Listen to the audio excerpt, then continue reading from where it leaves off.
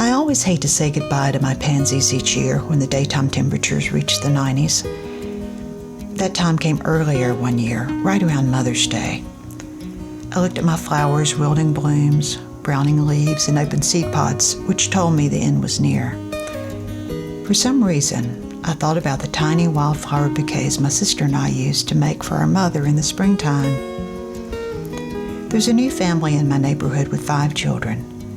I notice the mother sitting outside as they play around her, and I also notice other children in the neighborhood gravitating to this home and to this attentive mom. What good and well-mannered children she has. I know, I thought. I'll make a little bouquet for her, introduce myself, and jokingly tell her she is my nominee for Mother of the Year. Appreciative and a little bashful, she accepted them, holding them out to her brood. Look, I got flowers. I was followed home by my little next-door neighbor. Would you like to make a bouquet for your mom? I asked. I suspected any gesture from this young man who had given his mother so much grief lately would mean a great deal. Sure, he enthusiastically responded. I went inside for a container and we knelt by the flowers. I've never looked at flowers before. They have little faces, he said as he pointed out the different varieties to me. I hoped this wouldn't be the last time he looked at flowers and gave them to his hard-working mom. How did your mom like her flowers? I asked the next day. Oh, she loved them, he answered. The night before Mother's Day, I felt a leading from God to quietly slip a bouquet on the deck railing beside a young mother who I knew was going through a hard time. It was almost dark, but I could see she had been crying. She was worn out from the long hours she was working at her waitress job. How sweet of you. Thank you so much, she said as she lovingly brushed her finger across the top of the tiny flowers. A smile spread across her tear-stained face. Mother's Day was especially hot. I suspected I would lose most of the flowers before sunset. Let's see how much love we can spread with these few dying flowers, I prayed. I rummaged through my recycling for anything I could use for small vases, grabbed a serving tray, filled my containers with water, and started making bouquets. I happened to have some stationery I could use to write Happy Mother's Day on, and I decided to sign my name so as not to overshadow the recipient's day wondering who the mystery giver was.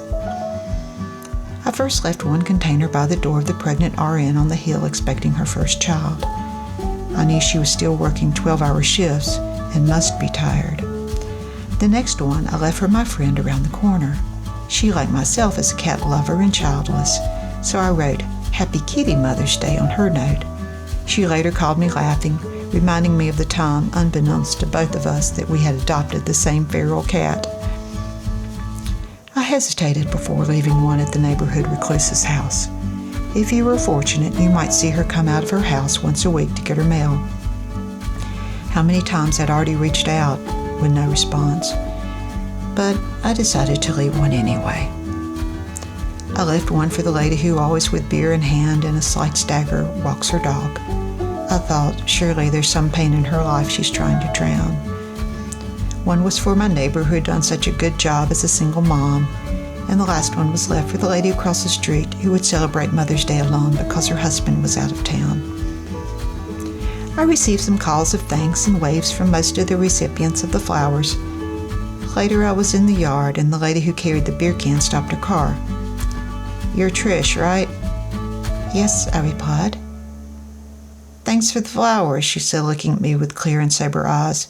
That was super sweet. It made my day.